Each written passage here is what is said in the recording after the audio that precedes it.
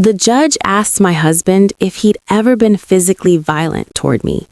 "Never, Your Honor," Marcus said, his voice steady and sincere. "I would never raise a hand to my wife. These allegations are completely fabricated. She's desperate because she knows she's about to lose custody of our son."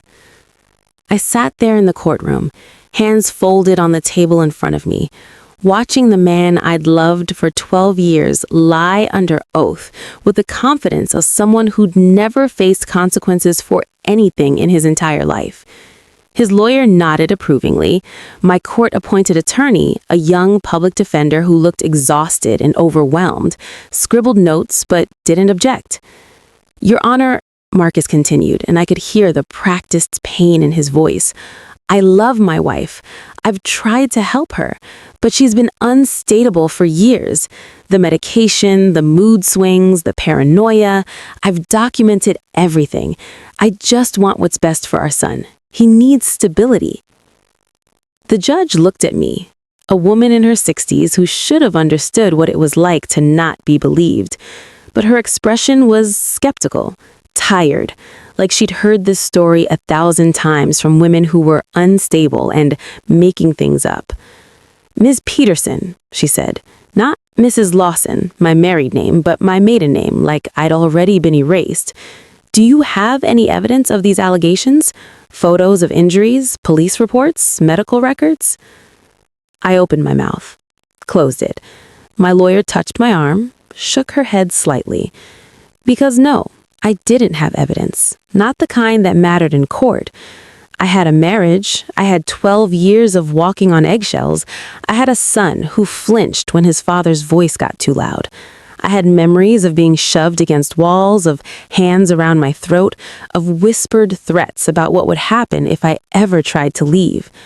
But Marcus was careful, always careful, never left marks where anyone could see them, never hit me in public, never when there were witnesses. And when I'd finally called the police after the worst incident, the one that made me pack a bag and run, Marcus cried, apologized, begged them not to file a report, said we'd been arguing, things got heated, but he'd never hurt me. He'd just grabbed my arm to stop me from leaving. He was scared I'd drive angry and have an accident. The officers had believed him. Of course they had. Marcus Lawson was a partner at a prestigious law firm. He wore expensive suits and played golf with judges. He spoke their language, lived in their world. I was just his wife, a former teacher who'd quit her job to raise their son, a woman with no income, no savings in her own name, no power. The judge made her ruling that day, temporary custody to Marcus, pending further evaluation. I could see my 7-year-old son supervised twice a week, 2 hours at a time, with a court monitor present. Marcus's lawyer had argued I was a danger to my own child, that I'd been diagnosed with depression and anxiety, that I'd become erratic and violent after refusing to take my prescribed medication. All lies, but lies wrapped in enough truth to sound believable. The only thing true was that I'd been depressed, because living with Marcus had been slowly killing me. I walked out of that courthouse and sat in my car, a 10-year-old Honda I'd had to fight to keep, and I wanted to scream, wanted to rage, wanted to drive to Marcus's perfect house in the perfect neighborhood and burn it down with him inside. But I didn't, because I knew what Marcus didn't know yet. I had evidence he'd forgotten about, evidence that would prove every single thing he'd just lied about under oath. I just needed time to use it. Have you ever watched someone lie so convincingly that you question your own reality? I met Marcus Lawson when I was 26 and teaching 3rd grade at a private school in Charlotte. He came to career day. One of the parents had invited him to talk about being a lawyer. He was 33, already a junior partner, ambitious and charming in a way that made the other teachers whisper and giggle. After his presentation, he'd approached me. "You're really good with the kids," he'd said. "Natural. My son loved your questions." I'd blushed. "Thank you. He's a sweet kid. You must be very proud." "I am, but I'm raising him alone. His mother..." He'd shaken his head. "It's complicated. Divorce. She's not in the picture anymore. I felt sympathy. A single father, working hard, raising his son alone. It seemed noble, difficult. I didn't know then that his ex-wife had fled the state and given up custody to get away from him, that there were restraining orders that had expired, that I was about to make the same mistakes she had. Marcus pursued me like I was a case he needed to win. Flowers, expensive dinners, weekend trips. He made me feel special, chosen, important. We were engaged within 8 months, married within a year.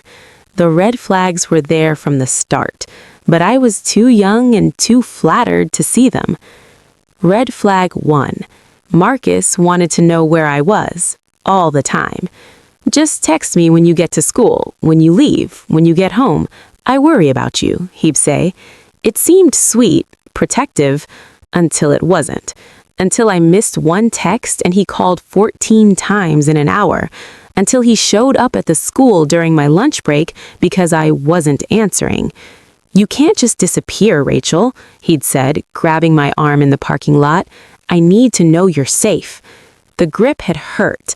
I'd pulled away, seen his face change, seen something dark flicker across his expression before he smiled and apologized. "I'm sorry. I just love you so much. The thought of something happening to you..." I'd forgiven him, thought it was romantic, thought it meant he cared. Red flag 2. Marcus controlled all our finances. "You're terrible with money," he'd said, laughing, after I'd bought an expensive coffee maker we didn't need. "Let me handle it." "I'm a lawyer. I understand contracts, investments, financial planning. You focus on teaching, on being amazing with kids." Every paycheck I earned went into a joint account he monitored. Every purchase I made, he questioned. Every time I wanted to spend money on something for myself, new clothes, dinner with friends, a massage, I had to ask permission. "We're saving for a house," he'd say, "for our future. Don't you want that?" I did, so I let him control everything. Red flag 3. Marcus isolated me from my friends and family. "Your friends are immature," he'd say. "They're still partying like college kids. You're a married woman now. You should act like it." "Your mother is toxic. The way she babies you, it's unhealthy. We need boundaries." "Your sister is jealous of what we have. Can't you see that? She's trying to cause problems." Slowly, I stopped answering calls, stopped making plans, stopped reaching out, until I was alone with Marcus, dependent on Marcus, defined by Marcus. Red flag 4. Marcus's temper. It started with yelling, screaming matches that left me shaking and crying. He'd get in my face, tower over me, his voice so loud the neighbors must have heard. Then came the first shove. During an argument about something trivial, I'd burnt dinner. He'd pushed me hard, and I'd stumbled backward into the kitchen counter, bruised my hip. "Look what you made me do," he'd said, and I'd seen genuine anger in his eyes. "If you'd just listened to me." I apologized. Somehow, I apologized for being pushed. The violence escalated slowly, carefully, always just controlled enough that he could claim it was an accident, that I'd provoked him, that I was overreacting. I got pregnant with our son, Ethan, 3 years into the marriage. Marcus had been thrilled. "This is perfect. You'll quit teaching, focus on raising our son right, being the mother he deserves." "I love teaching," I'd protested. "You love our son more, don't you?" He smiled, but there was a warning in it. "Don't be selfish, Rachel. This is what's best for our family." So I quit, became a stay-at-home mother, lost the last piece of independence I had. By the time Ethan was born, I was completely under Marcus's control. No job, no money of my own, no friends to call, no family I still talked to. Just Marcus, and the violence that had become routine enough to feel almost normal. I stayed for 7 years. 7 years of walking on eggshells. 7 years of being shoved, grabbed, threatened. 7 years of Marcus's hands around my throat, his voice in my ear. If you ever try to leave me, I'll take Ethan. You'll never see him again. I'm a lawyer, Rachel. I have connections, money, power. Who do you think they'll believe? He was right, and I knew it, until the night he hurt Ethan. Ethan was 7 years old when Marcus grabbed him by the arm hard enough to leave bruises. The crime? Spilling juice on Marcus's law brief. You stupid little... Marcus had yanked Ethan up from the table, shaking him. Do you know how important this case is? Do you know how much work I put into this? Daddy, I'm sorry. Ethan was crying, terrified. I'd stepped between them without thinking. Marcus, stop. He's 7. It was an accident. Marcus had shoved me so hard I'd hit the wall. My head had cracked against the plaster, stars exploding in my vision. And something in me snapped. Not fear, not pain, but a clear, cold certainty. I had to leave. Not for me, for Ethan. I'd waited until Marcus left for work the next morning, packed 2 bags, grabbed Ethan from school, drove to a domestic violence shelter 3 counties away. That's where I made my first mistake. I'd called the police, filed a report, tried to do everything right. Marcus had lawyered up immediately, hired the best divorce attorney in Charlotte, started building his case. And that's when I learned how the system worked, or didn't work, for women like me. The shelter gave me 6 weeks. In that time, I was supposed to find a job, find an apartment, find a lawyer, rebuild my entire life from nothing. I got a job as a substitute teacher, made $110 a day when they called me in, found a studio apartment in a neighborhood I could barely afford, borrowed money from my estranged sister, who'd been right about Marcus all along, to pay the deposit. My court-appointed lawyer explained the court battle ahead. He's going to paint you as unstable, as a kidnapper who took his son without permission, as someone who makes rash, emotional decisions. He's going to use the fact that you quit your job, that you've been dependent on him, that you have no financial resources, against you. But he hit our son, I'd said. There are bruises. Are there photos? There weren't. I'd been too panicked, too focused on getting out. Medical records? No, I hadn't taken Ethan to a doctor, hadn't wanted to leave a paper trail Marcus could find. Then it's your word against his, and he's a successful attorney with no criminal record. You're an unemployed woman living in a shelter. The lawyer had looked at me with something like pity. I'm sorry, but you need to understand what you're up against. The divorce proceedings were brutal.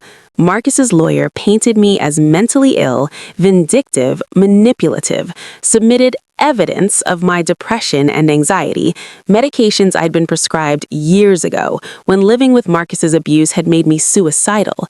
They twisted everything, made my escape from violence look like kidnapping, made my fear look like manipulation.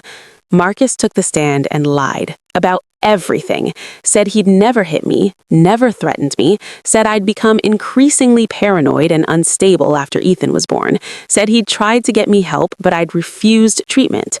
Your Honor, he'd said, voice breaking perfectly, I love my wife, but I love my son more, and he's not safe with her right now. She needs help, professional help. Once she's stable, once she's proven she can provide a safe environment, I'll support reunification. But right now, Ethan needs to be with me. I'd wanted to scream, wanted to jump up and tell the truth, but my lawyer had warned me any outburst would only prove their case that I was unstable, so I sat there, silent, watching my son's future decided by a man who'd spent 12 years destroying me.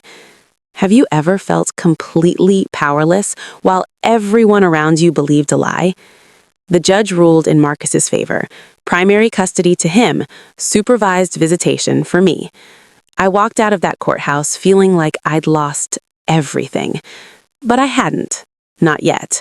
Because Marcus had made one critical mistake. The first supervised visitation was at a family center downtown. 2 hours. A monitor sitting in the corner, watching everything, taking notes. Ethan ran to me when I arrived, wrapped his arms around me, started crying. I miss you, Mommy. I want to come home. I know, baby. I miss you too. I held him tight, trying not to cry in front of the monitor. But you're being so brave. I'm so proud of you. Daddy says you left because you don't love us anymore. My heart broke. That's not true, Ethan. I love you more than anything. I left because I stopped. Couldn't tell a 7-year-old the truth. Couldn't poison him against his father, no matter how much Marcus deserved it. I left because sometimes grown-ups need time apart to figure things out, I said instead. But I will never stop loving you. Never. During that visit, while Ethan was showing me a drawing he'd made, he said something that changed everything. Daddy got really mad last night. He threw his iPad. Oh? I kept my voice casual. Why? He was on a call, business stuff. He yells a lot on those calls. Ethan looked up at me. He says bad words, calls people names. Does he yell at you? I asked carefully. Sometimes, but he doesn't grab me anymore. Not since you left. Not since you left. Because Marcus knew he was being watched now, knew he had to be careful. But before, when he thought he was untouchable, that's when I remembered. Marcus's iPad. Marcus was obsessive about documenting everything. It was lawyer paranoia. He told me once that he recorded meetings, saved emails, backed up everything to the cloud because you never know when you'll need evidence. His iPad was his second brain. He used it for everything. Work calls, notes, emails, photos, recordings. And when we'd first married, he'd insisted on syncing all our devices to the same iCloud account. For convenience, he'd said. So we can share photos, calendars, find my iPhone, all that. I'd never thought about it again, but that meant everything on Marcus's iPad was also backed up to our shared iCloud account. An account I still had access to, because Marcus, in his arrogance, had never changed the password after I left. That night, I logged in. Dozens of devices, Marcus's work laptop, his phone, his iPad, all syncing to the cloud. I started with the photos, thousands of them, scrolling back month by month, year by year. And there, buried in the camera roll from 3 years ago, I found them. Photos Marcus had taken for insurance purposes when I'd damaged property during one of my episodes. Except the photos showed me cowering on the floor, showed bruises on my arms, my neck, showed me crying, terrified, while Marcus stood over me. He documented his own abuse, probably planning to use the photos to claim I was the violent one if it ever came to that. But the metadata told a different story. The timestamps, the locations, the sequence of images. These weren't photos of me being violent. They were photos of me being terrorized. I kept digging, found voice memos, dozens of them, recordings Marcus had made for his records. I played one at random, heard my own voice shaking and desperate. Marcus, please stop. You're scaring me. Then Marcus's voice, cold and controlled. I'm barely touching you, Rachel. Stop being dramatic. If you tell anyone about this, I'll make sure they know you're crazy, unstable, unfit. Marcus, please. A sound, a thump, my own voice crying out. Then Marcus, see, this is what happens when you don't listen. I played another recording and another, years of audio evidence, Marcus threatening me, belittling me, admitting to violence, laughing about how no one would ever believe me. He'd collected all the evidence himself, never thinking I'd find it. There was more. Emails to his lawyer before the divorce, discussing strategy, how to hide assets, how to manipulate custody proceedings, how to paint me as unstable. Text messages to friends bragging about how he handled me, how he kept me in line. Photos of Ethan with bruises, with fear in his eyes. Photos Marcus probably took to document accidents he could blame on me if needed. Everything. Years of everything. And Marcus had no idea I had access to any of it. I spent that entire night downloading, organizing, backing up, creating folders, building a case. By morning, I had something Marcus assumed I'd never have: proof. Proof of his lies, proof of his abuse, proof of his manipulation, proof that could change everything. But I couldn't just dump all of this on my overwhelmed public defender and hope it worked. Marcus had resources. He'd fight back, claim the evidence was illegally obtained, claim I manipulated it, claim something. I needed a strategy, a plan, a way to use this evidence so effectively that Marcus couldn't wriggle out from under it. I needed to become someone Marcus wouldn't recognize, someone as strategic and ruthless as him. The first thing I did was find a real lawyer. I used what little money I had, borrowed from my sister, scraped together from substitute teaching, to pay for a 2-hour consultation with Patricia Winters, one of the best family law attorneys in Charlotte. I brought everything: printed photos, transcripts of recordings, timelines, metadata reports.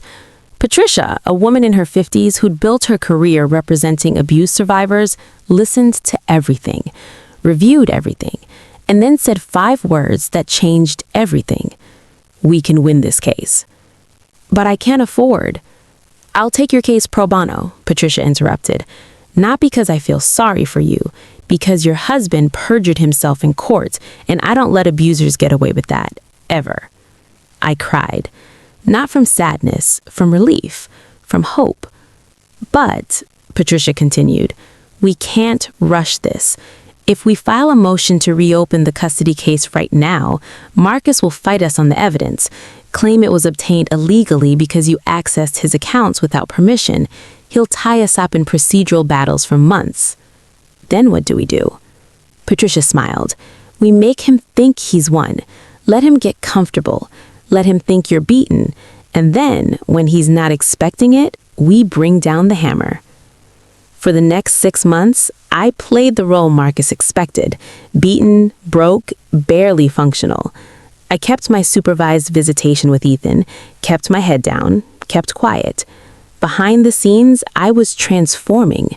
Patricia connected me with a therapist who specialized in trauma and abuse recovery. Dr. Angela Monroe was a godsend, someone who actually understood what I'd been through, who could help me process 12 years of gaslighting and violence. "You've been living in survival mode," Dr. Monroe explained in one of our early sessions. "Now you need to learn how to live, how to trust yourself again, how to remember who you were before Marcus." We worked on it, slowly, session by session.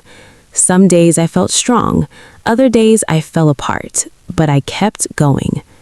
I got a full-time teaching position at a public elementary school. The pay was modest, $42,000 a year, but it was steady. It was mine, my own income, my own identity outside of being Marcus's victim. I moved into a better apartment, 2 bedrooms so Ethan could have his own room if I got him back. Decorated it carefully, made it feel like home. I started rebuilding relationships, called my sister regularly, apologized for years of distance, started attending a support group for domestic violence survivors, made friends, real friends, for the first time in years. Slowly, piece by piece, I became someone who wasn't defined by Marcus anymore. At the same time, Patricia and I built our case. We organized every piece of evidence, created timelines, cross-referenced photos with medical records I'd requested from old doctor visits, matched voice recordings to specific incidents, built an airtight narrative. Patricia also did something brilliant.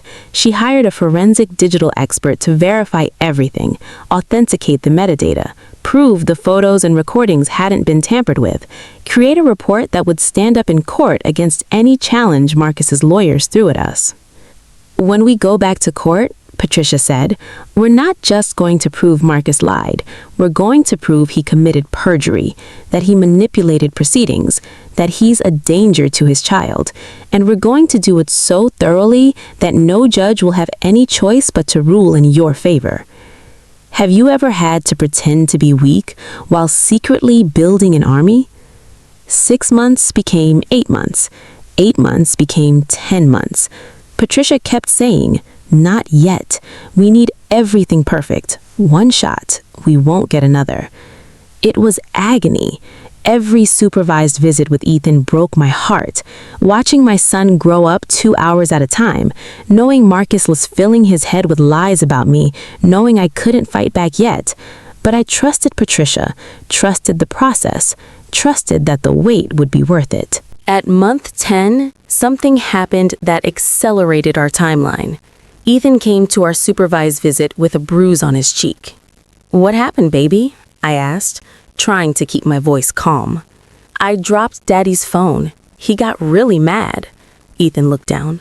"He said it was an accident, that he was just trying to grab the phone, and he hit my face by mistake."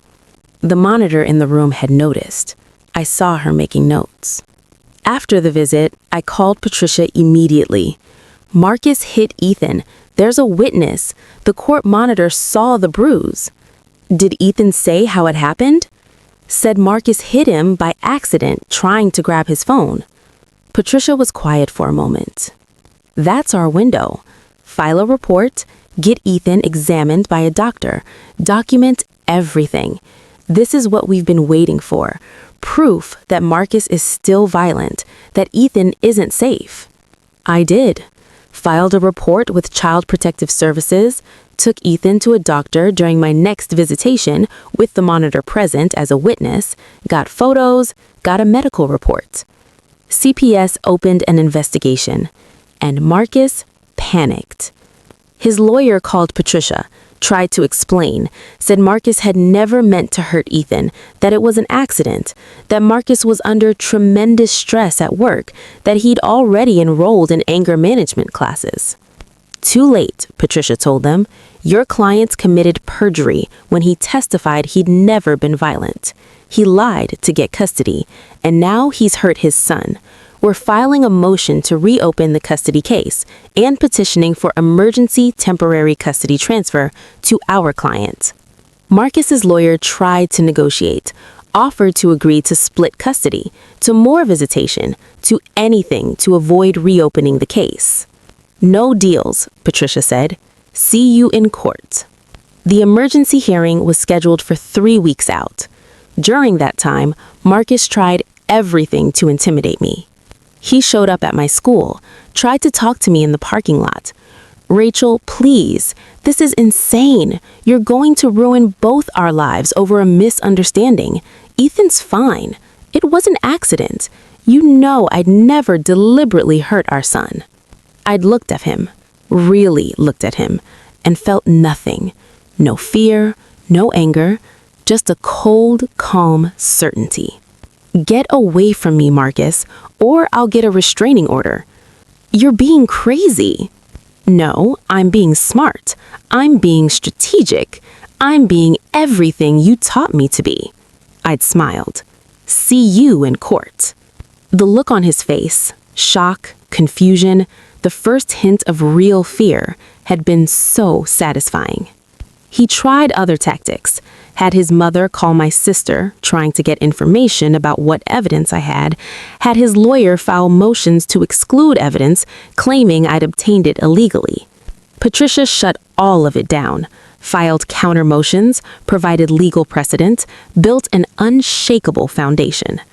Marcus was scrambling. For the first time in his life, he was facing someone he couldn't intimidate or manipulate, and he was scared. 3 days before the hearing, Marcus called me directly, violated the no-contact order Patricia had gotten after he showed up at my school. "Rachel, please, let's talk about this, adult to adult, without lawyers. I'll give you whatever you want. Joint custody, more money, anything. Just don't do this." "Do what, Marcus? Tell the truth?" "You're going to destroy me, my career, my reputation. Is that what you want?" "What I want," I said quietly, "is for our son to be safe. What I want is for you to face consequences for everything you did. What I want is for one judge, one time, to see through your lies." "I'll fight you," he said, and I could hear the desperation. I have resources you can't imagine. I'll drag this out for years. I'll bankrupt you. You'll lose, I interrupted, because I have something you forgot about. The truth. And evidence you gave me yourself. See you in court, Marcus. I hung up, and I slept better that night than I had in 12 years. 2 days before the hearing, Marcus made his final desperate move. He filed an emergency motion claiming I was stalking him, provided evidence of unwanted contact. The phone call where he'd contacted me, edited to make it sound like I'd called him begging to reconcile.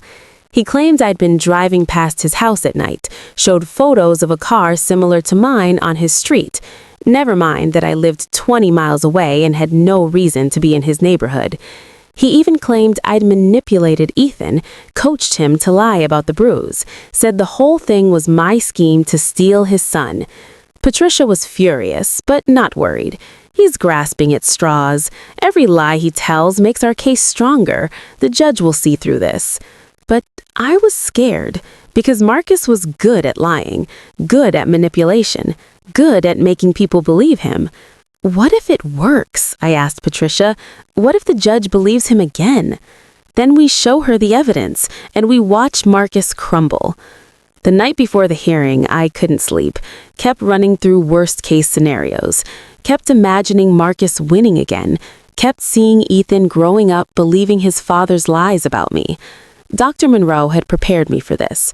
You're going to doubt yourself. That's normal. Marcus spent 12 years training you to believe his version of reality. But tomorrow, you get to tell your truth, with proof. Trust yourself. I tried. God, I tried. The morning of the hearing, I dressed carefully. A navy suit Patricia had helped me pick out. Professional, but not flashy. Confident, but not aggressive.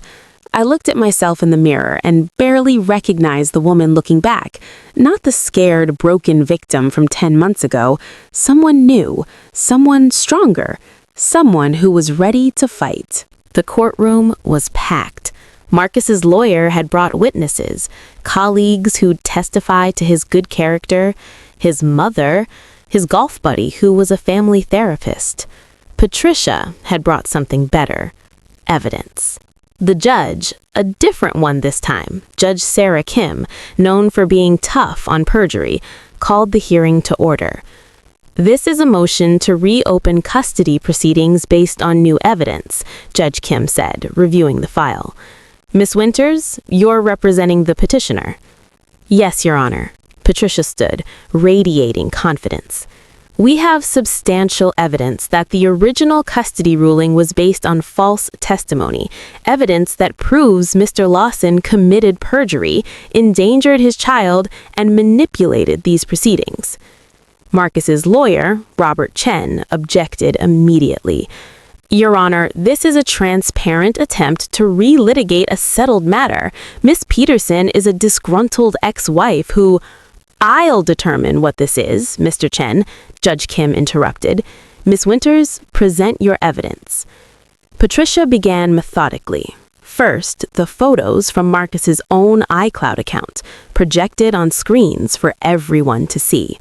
Images of me bruised, terrified, cowering, time-stamped, geotagged, metadata verified. These photos were taken by Mr. Lawson himself, Patricia explained. He claimed in testimony that he never physically harmed Miss Peterson. These images prove otherwise. Marcus's face went pale. His lawyer whispered frantically to him. Then Patricia played the recordings. Marcus's voice filled the courtroom, threatening me, admitting to violence, laughing about how no one would believe me. The audio was damning, crystal clear, undeniable. Judge Kim's expression shifted from skeptical to disturbed. Your Honor, Patricia continued, Mr. Lawson testified under oath that he never harmed Miss Peterson. These recordings, taken from his own device, prove he committed perjury. Marcus's lawyer tried to object. Your Honor, there are questions about how this evidence was obtained. from a shared iCloud account both parties had legal access to during their marriage. Mr. Lawson created this evidence himself and failed to secure it. There's no illegal search here. She was right. Our forensic expert had confirmed it. The iCloud account was joint. I had every legal right to access it. Judge Kim nodded. Continue, Miss Winters. Patricia showed emails next. Marcus coordinating with his lawyer about how to hide assets, manipulate custody proceedings, paint me as unstable.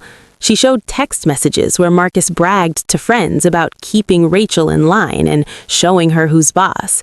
She showed financial records proving Marcus had hidden $200,000 in income during our divorce to avoid higher support payments. Every piece of evidence built on the last, creating an undeniable picture of a man who'd lied, manipulated, and abused for years. Then Patricia played her final card. Your Honor, I'd like to call Ethan Lawson to testify. Marcus's lawyer jumped up. Your Honor, he's 7 years old. He's old enough to tell us what happened, Judge Kim said. I'll allow it, but I'll conduct the questioning myself in chambers. We broke for 30 minutes while the judge spoke to Ethan privately in a child-friendly environment with a therapist present. No lawyers, no parents, just Ethan and Judge Kim. I prayed. For the first time in years, I prayed. Not for revenge, for truth. For my son to be brave enough to tell the truth. When we reconvened, Judge Kim looked shaken. I've spoken with Ethan. I've reviewed all the evidence presented today, and I have some questions for Mr. Lawson. Marcus took the stand. His confident mask was cracking. Mr. Lawson, you testified in the original custody hearing that you never physically harmed your wife. Do you stand by that testimony? Your Honor, those photos are out of context. Yes or no, Mr. Lawson, did you physically harm your wife? A long pause. Then, it was mutual combat. She was violent too. The recordings suggest otherwise, as does your son's testimony. Mr. Lawson, did you commit perjury in the original hearing? Marcus's lawyer looked at his lawyer, at his mother, at me, and I saw the moment he realized he'd lost. I want to invoke my Fifth Amendment right. You can do that, Judge Kim said coldly, but this is a family court proceeding, not a criminal trial, and your silence will be noted. She turned to me. Miss Peterson, did Mr. Lawson physically abuse you during your marriage? I stood, looked Marcus directly in the eyes. Yes, Your Honor, for 12 years. Did he threaten you to prevent you from leaving? Yes, Your Honor. Did he manipulate these proceedings by lying under oath? Yes, Your Honor. Judge Kim nodded. I've seen enough. I'm issuing an emergency order transferring primary custody to Miss Peterson effective immediately. Mr. Lawson will have supervised visitation only, pending a full investigation into his conduct. I'm also referring this case to the DA's office for potential perjury charges. She banged her gavel. Furthermore, I'm ordering Mr. Lawson to pay Miss Peterson's legal fees, reimburse all child support retroactively at the correct amount based on his actual income, and attend court-mandated anger management and parenting classes. If he fails to comply, he'll be held in contempt. Marcus's face was ashen. Your Honor, please. You lied to this court, Mr. Lawson. You endangered your child. You manipulated the system. Be grateful I'm not holding you in contempt right now. We're adjourned. In the hallway afterward, Marcus tried to approach me.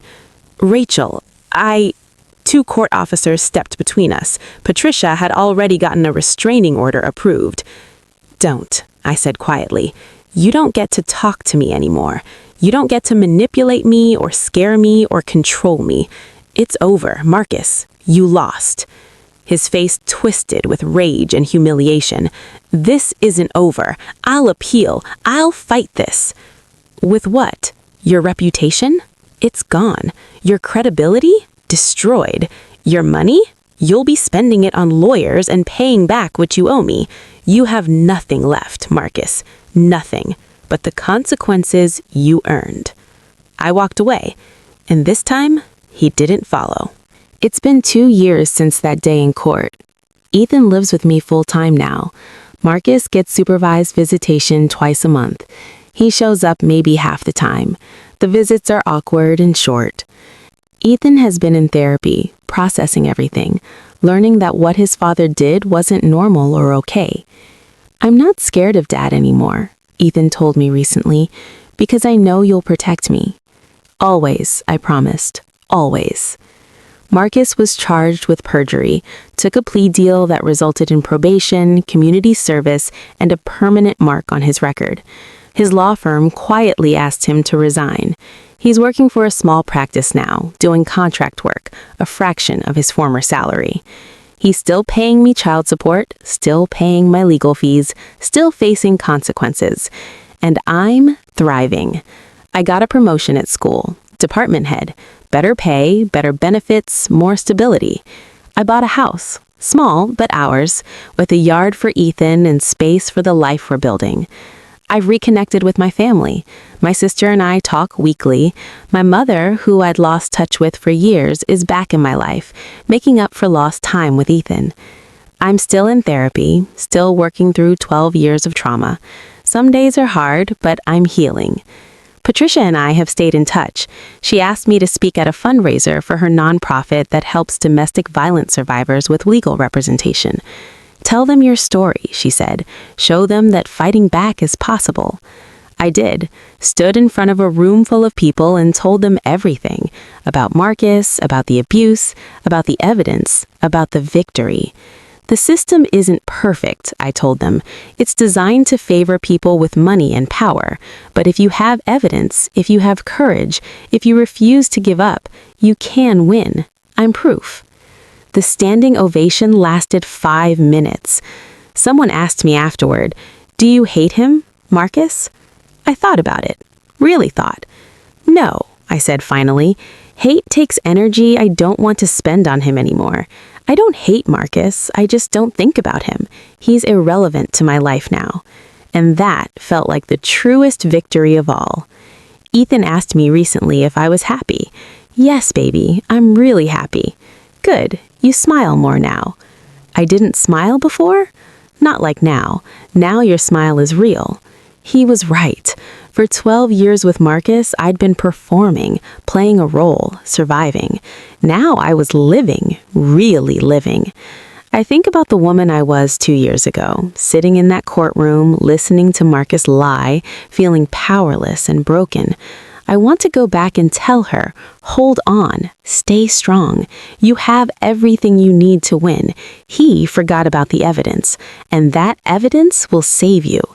But she wouldn't have believed me because she'd spent 12 years being told she was nothing, that she was weak, that she'd never escape. It took hitting rock bottom to find the strength to climb back up. It took losing everything to learn how to fight.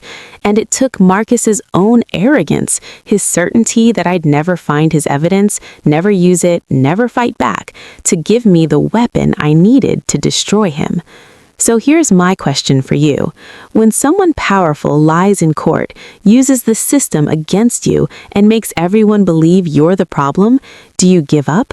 Do you accept that maybe they're right? Maybe you are crazy. Maybe you should just disappear? Or do you dig deeper, search harder, and find the one piece of evidence they forgot they left behind? Because the thing about abusers is they get comfortable. They think they're untouchable. They document their crimes because they never imagine you'll find the proof. And when you do, when you bring that evidence to light, they crumble every single time. So what would you do if you discovered your abuser had given you the weapon to destroy them and they had no idea? Would you use it?